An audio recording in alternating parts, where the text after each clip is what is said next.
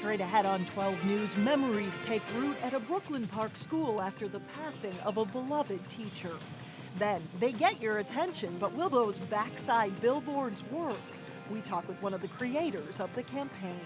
But first, an incident at Champlin Park High School that has students, teachers, and an immigrant community talking. We want an independent investigation. 12 News starts right now. Some members of the Somali and African American community are upset over an incident that took place at Champlin Park High School. They are calling for an independent investigation into an altercation between a Somali student and a teacher. Sonia Goins has more. Hey, that's enough, Mr. Hall. This incident happened about 3 weeks ago at the shop and technology class at Champlin Park High School. A few weeks ago, a student was manhandled by his teacher, choked him. At one point, was not able to breathe. And we came today before officials of the school to question what has happened. 14-year-old Kamir Abdul Gadir is a student in the video. Somali and African American leaders say the teacher used excessive force. It's very wrong for a teacher to literally choke one of his students. The kid is afraid to come back to the school. The Anoka-Hennepin district says there's more than what's being seen on the videotape, and that the teacher was just trying to break up a fight between Kamar and another student. Teachers do not typically restrain students like that. That's not something that we normally would expect to see. However, in this situation, the teacher felt that he needed to do that to protect the other students in the class and himself. Somali and African American leaders say Kamar is the only person of color in the class and that he was being bullied. The district says they have a zero tolerance policy when it comes to bullying, and that they are still trying to determine exactly what happened. We have spent many hours from the day of that fight until now working on that investigation. And now that we have more information, it's likely that there will be, more investigation. Kamar was arrested for second-degree assault shortly after the fight. Community leaders are questioning why the other student wasn't also arrested. This is something that should not happen to any student, whether it is a Somali or non-Somalis. Now, the Somali student was suspended and has not yet returned back to school. His mother says she's afraid for him to come back to school. The district is not commenting on whether the other student involved received any disciplinary action. Meanwhile, the Minnesota chapter of the Council on Islamic Relations says they want the U.S. Department of Education to investigate the incident. There is also a school board meeting tonight to determine whether an independent investigation will take place. Mike and Alex? All right, Sonia, thank you. Well, situations like this fight often happen in an instant. And that gives school staff little time to come up with the right reaction. Renee Bonneau spoke to the Teachers Union about how teachers prepare for episodes like this. Mike and Alex, the short answer is there is no short answer. There isn't a hard, fast set of rules that will work in every situation, making teachers' jobs even harder. There's always that fear that something's going to come up unexpected. And that happens, I think, in everybody's work. But it's particularly challenging when it's with children. And we want it, because we really want to get this right. And so teachers, that's what we lose sleep over. The president of Anoka-Hennepin Education Minnesota says while there isn't specific training to prepare staff for handling violence, each school occasionally checks in with staff to discuss different scenarios and how they should handle them. They also get advice from police liaison officers. And when events like this do happen, schools try to learn from them. What I hope happens with this investigation is that we go beyond just trying to decide who said what or who deserves blame, but go to a place that we can learn something valuable, something that's going to help us improve school climate for all of our students. Often teachers who mainly work with students with behavioral problems undergo crisis prevention and intervention training. Mike and Alex, the Anoka-Hennepin School District didn't know if the teacher in this recent incident had such training. All right. Another reason it's a tough job. Yeah, right. Yeah. Thank you. Renee. Police solved an armed robbery in Brooklyn Park thanks to one very helpful voicemail clue. Brandon Pritchett of Minneapolis and Anthony Darling of Chicago pleaded guilty to robbing a man in his driveway last summer. They had stolen money, keys, and the man's cell phone. They also shot him in the chest before driving off in his car. Investigators, though, were able to solve the crime because the victim was able to reach his girlfriend's voicemail. In the message, the robbers were heard blaming each other for the crime. As for the victim's injuries, the man did recover, though a bullet remains lodged in his chest area. Police in Rogers say a driver who struck and killed a man walking along a frontage road may have fallen asleep at the wheel. The incident happened Saturday evening on Rogers Drive near Cabela's. Police say the person killed was a truck driver from California who was apparently walking back to a truck stop. The driver was a 20-year-old man from Dayton. Police must wait for results of a toxicology test to determine if there will be any charges against the driver. Plymouth police are warning residents to prevent a crime of opportunity. Warmer weather has resulted in a surge of car break-ins over the past couple of years, and most have taken place at night in residential driveways. Police say it's a cautionary reminder to lock your cars and keep valuables out of sight. What started out as a way to observe Arbor Day became an emotional remembrance for a teacher who died unexpectedly this spring. 56-year-old Greg Teets suffered from heart disease and died on Easter Sunday. But with the planting of a fast-growing elm tree, his 6th grade students at Palmer Lake Elementary hope his memory will live on. The students lined up with shovels so each would have a part in planting a tree in his honor. It means a ton. My dad loved his school. His school is like his life, and it means a lot to have them acknowledge him and, you know, keep something that's gonna be around them forever. So it's gonna grow, and the whole symbol of the tree is awesome. Teets taught at Palmer Lake for 12 years. Over that time, Lauren says she's become close to her father's students through visits to his classroom and at the funeral. The City of Brooklyn Center provided the tree along with others planted at a nearby park. Coming up, billboards that may make you blush. They're all over the Twin Cities, and they're an important reminder for your health. Then later in sports, section baseball highlights as Champlin Park takes on Totino-Grace. But first, it's a look at your AccuWeather forecast.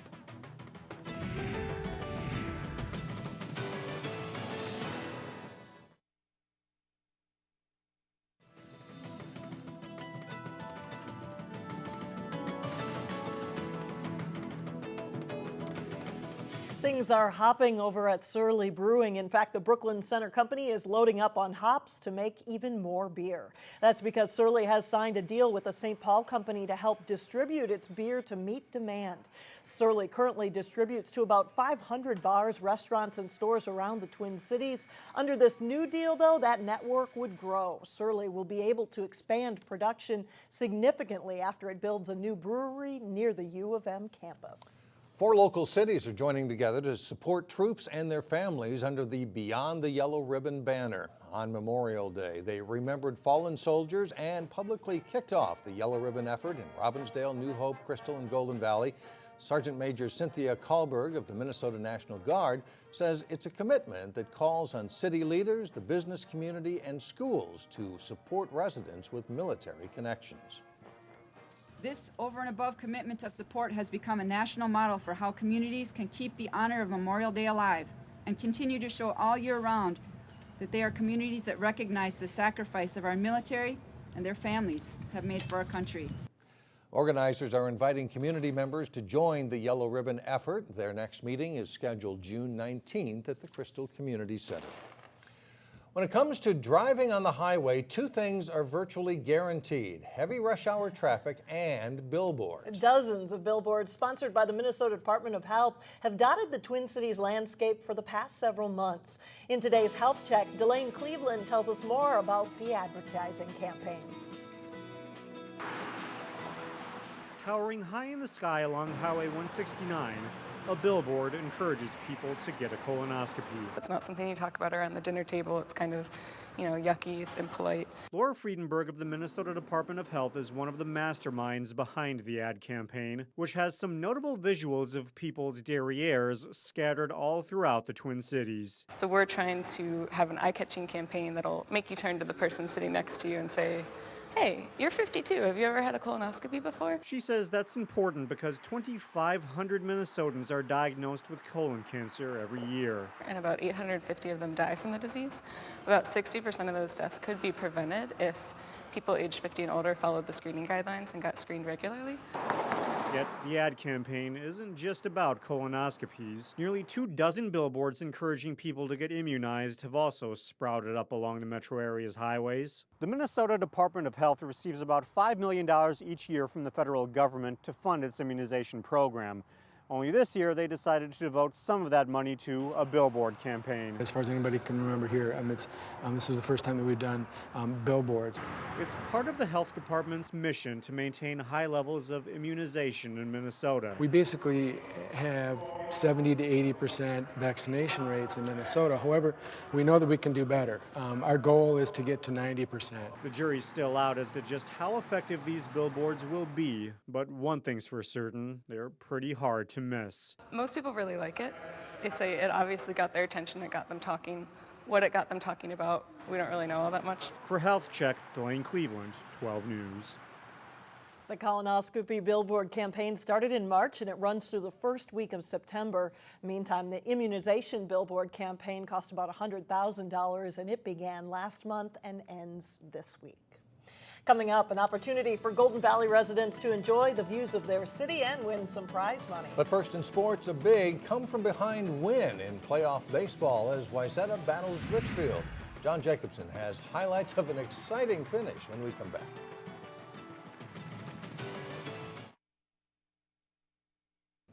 John Jacobson with Sports Now. Big baseball weekend, including one with a slam-bang finish. That's right. Yeah, it was some teams got the day it's off, but a lot of teams in action and still continuing to play today.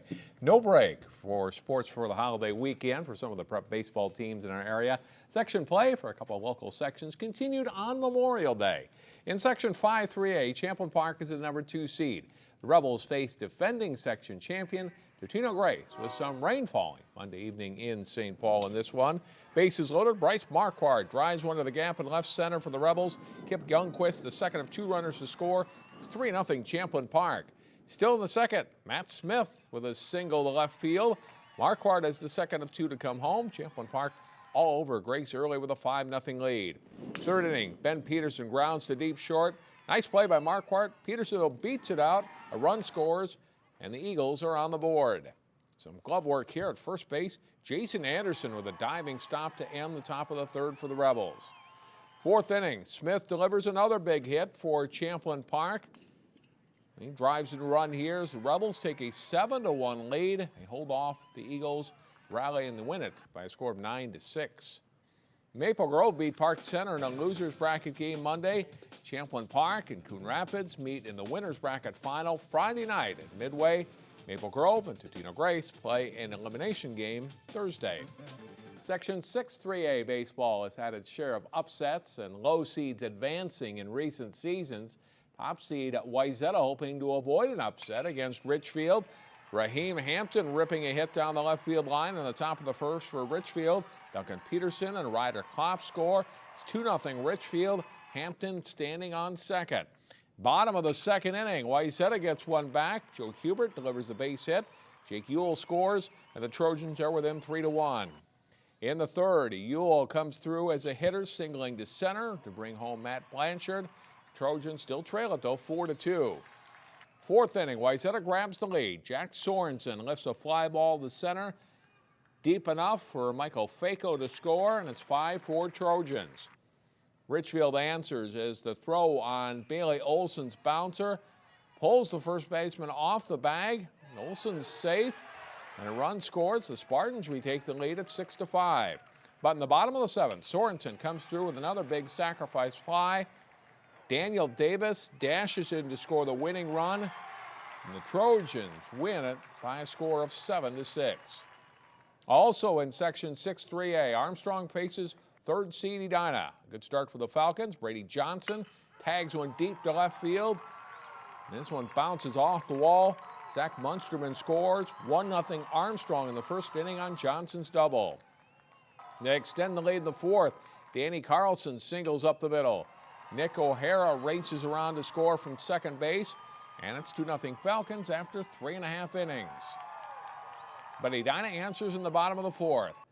Mitchell Larson drills one a long way to right center. Stephen Kalina and Coleman Foley score on the play, and the Hornets tied up 2-2 on the double by Larson.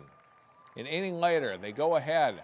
Mark Hanberg pounds a hit to left center field at the Dome. Ryan Searles and Matthew Hopner come home to make it 4-2 Edina. It's a triple for Hanberg. And after a little early trouble, pitcher Hoffner is superb as he fans 15 Falcons. Edina wins 4-2.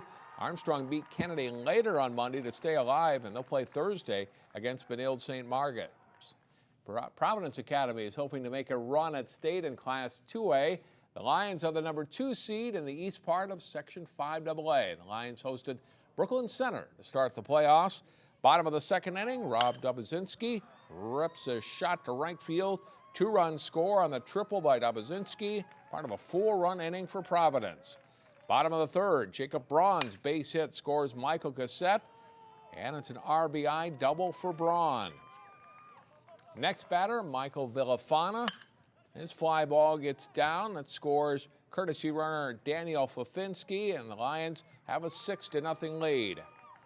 Max Baird singles into left field. Nick Pruden scores, and it's another run for the Lions. There weren't many highlights this day for Brooklyn Center, but here's one of them. Center fielder Dylan Gibson takes a hit away from Jack Holsrud. The Centaurs are eliminated. Providence goes on to win 12-0 in 5 innings.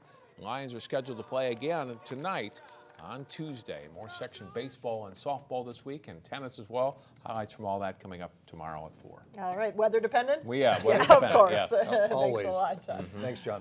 Well, still ahead, photos that amaze and put your mind at ease. How to capture views of the valley when we come back.